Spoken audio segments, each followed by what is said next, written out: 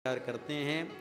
अभी तो मैया कह रही थी कि पूत ज़्यादा प्रिय है, लेकिन पूत को तो धरती में पटक दिया और चली गई दूध को उतारने के लिए। कन्हैया नाराज हो गए, वहीं लोढ़ा पड़ा था, लोढ़ा उठाए मटका में मारे, मटका फूट गया, सारा दही फैल गया और कन्हैया मक्खन का मटका उखाड़ करके और बंदरों को मक्खन खिलाने लगे उलूखल में खड़े होकर के। यशोदा जी दूध उतार करके आई, देखी दही का मटका फूटा हुआ है, सारा दही फैल गया। विचार करती कितना शरारती है, इतना पुराना मटका, मिट्टी का बर्तन जब पुराना हो जाता है, दूध दही रखने से चिकना हो जाता, बड़ा सुंदर हो जाता है। विचार करती ना पुराना मटका मेरे ददिया सास के जमाने का मटका था, इसको फोड़ दिया। देखी श्रीमान जी उलूखल में खड़े होकर के बंदरों को मक्खन खिला रहे थे। यशोदा जी कन्हैया को पकड़ने के लिए दौड़ी। यशोदा देखी, लाला देखे मैया यशोदा आ रही हैं तो भाग खड़े हुए। यशोदा जी पीछे पीछे लगी हैं लाला को पकड़ने के लिए। हाथ में छड़ी थी यशोदा जी के। विचार करती शायद छड़ी को देख करके लाला डर रहा है, छड़ी को फेंक दी। लाला के पीछे लगी हुई हैं, जिनका वेद अंत नहीं पाते, ब्रह्मा शंकर जिनको ध्यान में नहीं पाते, ऐसे ब्रह्म को पकड़ने के लिए यशोदा जी पीछे पीछे लगे हैं। निगमनेति शिव ध्यान न पावा, त्याई धरे जननी हठी धावा। यशोदा जी पीछे पीछे लगी थी, लाला भाग रहे थे। यशोदा जी थक गई, विचार करती मैं लाला को पकड़ नहीं पाऊंगी। जब पसीना पसीना हो गई, लगा कि मैं पकड़ नहीं पाऊंगी। उनका अभिमान समाप्त हुआ। अभिमान जब समाप्त हुआ तो भगवान पकड़ में आ गए। अब यशोदा जी कन्हैया को पकड़ ली और रस्सी निकाल करके और उलूखल से लाला को बांधना शुरू करती हैं। लेकिन जब बांधती हैं तो रस्सी 2 अंगुल छोटी हो जाती है। 2 अंगुल रस्सी छोटी हो जाती है। उसमें दूसरी रस्सी जोड़ती हैं। जितना रस्सियां जोड़ती जाती, जब बांधती हैं तो रस्सी केवल 2 अंगुल छोटी होती है। गोपियां आ गईं, विचार करती हैं, सबको आश्चर्य हो रहा है। लाला की कमर भी मोटी नहीं हुई, उतना जैसे पहले था वही दिखाई पड़ता है। इतना रस्सी जोड़ने के बाद भी 2 अंगुल छोटी क्यों हो जाती है? यशोदा जी बांधने का प्रयास कर रही, लेकिन बांध नहीं पा रही। एकदम पसीना पसीना हो गई, उनके सिर के बाल बिखर गए, पसीने में भीग गई। यशोदा जी को लगा कि मैं कन्हैया को बांध नहीं पाऊंगी। जब कन्हैया देखे मैया का परिश्रम, कि मेरी मैया प्रयास करते करते थक गई, तो कन्हैया बंध गए। स्वमातु स्विन्न गात्राया विशस्त्र कवरस्त्रजः, दृष्ट्वा परिश्रमं कृष्ण कृपयासि स्वबंधने। दृष्ट्वा परिश्रमं कृष्ण, जब भगवान श्री कृष्ण माँ का परिश्रम देखे तो कृपया सीत स्वबंधने, कृपा करके और बंध गए। 2 अंगुल की दूरी क्या है? एक तो हम और आप भगवान को प्राप्त करने का प्रयास करें, और प्रयास करते करते जब थक जाएंगे तो भगवान की कृपा हो जाएगी। एक तो हमारे आपके प्रयास की दूरी, अंगुल की दूरी है, और दूसरा भगवान के कृपा की दूरी है। भगवान साधन साध्य नहीं है, भगवान कृपा साध्य हैं। भगवान को साधन से प्राप्त नहीं किया जा सकता, एकदम सत्य है। भगवान कृपा साध्य हैं, भगवान कब कृपा कर दे कहा नहीं जा सकता है। किस रास्ते से उनकी कृपा आ जाए ये भी नहीं कहा जा सकता। किस गुण से भगवान रिस जाएं, न जाने कौन से गुण पर दयानिधि रीझ जाते हैं। यही हरि भक्त कहते हैं, यही सद ग्रंथ गाते हैं। भगवान किस गुण से रीझ जाएं? भगवान गाली देने से प्रसन्न हो जाएं अथवा स्तुति करने से प्रसन्न हो जाएं, कहा नहीं जा सकता है। वो भगवान की इच्छा है, जैसे प्रसन्न हो। तो भगवान कृपा साध्य है, भगवान साधन साध्य नहीं है। आप कहेंगे महाराज जब भगवान साधन साध्य नहीं है फिर आप लोग क्यों कहते हो कि मंत्र जप करो, नाम जप करो, 4-6 घंटा कथा में बैठ करके कथा सुनो। यहाँ केवल मैट बिछा है, अब बैठे हैं 4-5 घंटा बैठेंगे। फिर क्यों कहते हो?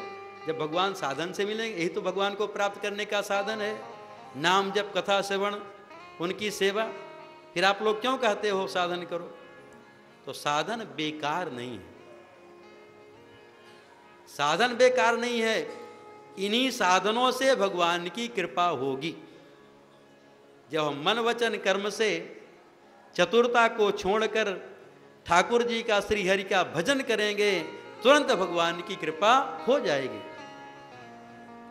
मन क्रम बचन छाड़ी चतुराई, भजत कृपा करियहि रघुराई। मन क्रम बचन छाड़ी चतुराई, भजत कृपा करियहि रघुराई।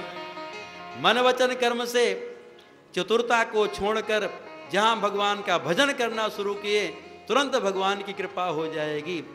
भगवान तो कृपा करने के लिए तैयार खड़े हैं, कि दुर्भाग्य हमारा आपका है हम चतुरता तो छोड़ें। संसार के जितने भी लोग हैं उनको अपनी बुद्धि कम नहीं लगती। अपनी बुद्धि और दूसरे का धन, दूसरे का धन सबको ज्यादा लगता है। अपनी बुद्धि, अपने से ज्यादा चतुर दूसरे को मानता नहीं है। तो चतुरता को हम छोड़ें। शास्त्रों में चतुर किसको कहा गया है? अरे इधर उधर दूसरे के मन को आकर्षित कर ले, दूसरे के धन को लेने के लिए हम चतुरता करें, ये चतुरता नहीं है। मन को आकर्षित करने में, वित्त को हरण करने में, चित्त को हरण करने में वेश्या बड़ी प्रवीण होती है।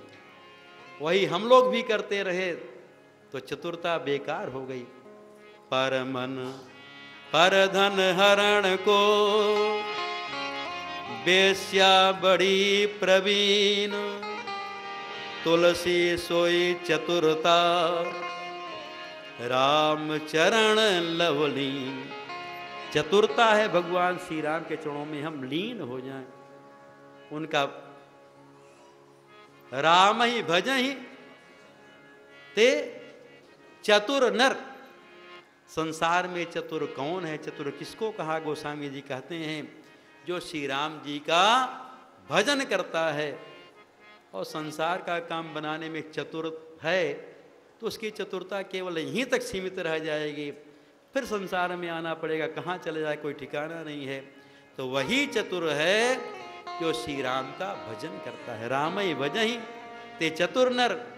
तो साधन बेकार नहीं है, इन साधनों से भगवान की कृपा होगी। मन क्रम बचन छाड़ी चतुराई, भजत कृपा करियहि रघुराई। एक तो हमारे आपके परिश्रम की दूरी है और दूसरा भगवान की कृपा की। हम परिश्रम करते करते थक जाएंगे, मतलब उसका अभिमान नहीं रहेगा, भगवान तुरंत कृपा करके और उसके बंधन में आ जाएंगे। दृष्ट्वा परिश्रमं कृष्ण कृपया से स्वबंधने। भगवान अपने आप बंध गए। यशोदा जी कन्हैया को उखल में बांध दी और घर का काम करने लगी। कन्हैया जब बंधे, धीरे धीरे खिसकते खिसकते खिसकते दरवाजे के बाहर आए। नंद बाबा के महल के सामने एकदम दरवाजे पर 2 यमलार्जुन के वृक्ष थे, सटे हुए थे। पता नहीं कैसे कन्हैया अपने तो वृक्षों के बीच से बाहर निकल गए, उलूखल उसमें अड़ा। भगवान बड़े जोर से जब झटका मारे तो वृक्ष उखड़े और उनसे 2 दिव्य पुरुष प्रकट हुए। ये पुरुष भगवान की स्तुति करते हैं। श्री परीक्षित जी सुखदेव जी से प्रश्न करते हैं कि कौन पुरुष प्रकट हुआ, अभी किसी को पता नहीं लगा वृक्ष उखड़ने की। श्री सुखदेव जी वर्णन करते हैं कि ये कुबेर के पुत्र हैं, एक का नाम मणिग्रीव और दूसरे का नलकूबर। ये कुबेर के पुत्र हैं। धनी बाप को घमंड नहीं होता, लेकिन धनी बाप के बेटों को अपने आप घमंड हो जाता है। क्यों? बाप को तो पता है इतना परिश्रम करके हम धन कमाए हैं, बनाए हैं, जोड़े हैं। अब बेटों को जब बिना परिश्रम के धन मिलता है ना, तो उसकी चिंता नहीं करते, उसको पानी जैसे बहाते। एक तो कुबेर के पुत्र हैं जो धना जक्ष हैं, दूसरा इनकी जवानी अवस्था है, तीसरा मदिरा पान किए हुए हैं, और चौथा अप्सराओं के साथ में नग्न होकर के विहार कर रहे थे। यही तो अभिमान का कारण है सब। नारद जी रास्ते से निकले, नारद जी को देखकर जो अप्सराएं अपना वस्त्र पहन ली, ये दोनों नंग धड़ंग खड़े रह गए। नारद जी श्राप देते तू वृक्ष हो जा। जब नारद जी का श्राप मिला, उनकी आंख खुली, वो नारद जी के चरणों में गिर गए कि आप मेरा उद्धार कैसे होगा। तो संत के श्राप में ही वरदान छिपा रहता है। आप संतों के पास में जाएं, आपकी कुछ हानि नहीं होगी। संत चाहे मारें, चाहे गाली बपें, चाहे श्राप दें, आपकी हानि हो नहीं सकती। संत जिसको श्राप दे दिया उसको भगवान की प्राप्ति हो गई। अरे गौतम जी अहल्या को भी श्राप दिए और इंद्र को भी श्राप दिए, लेकिन उनका श्राप वरदान हो गया ना।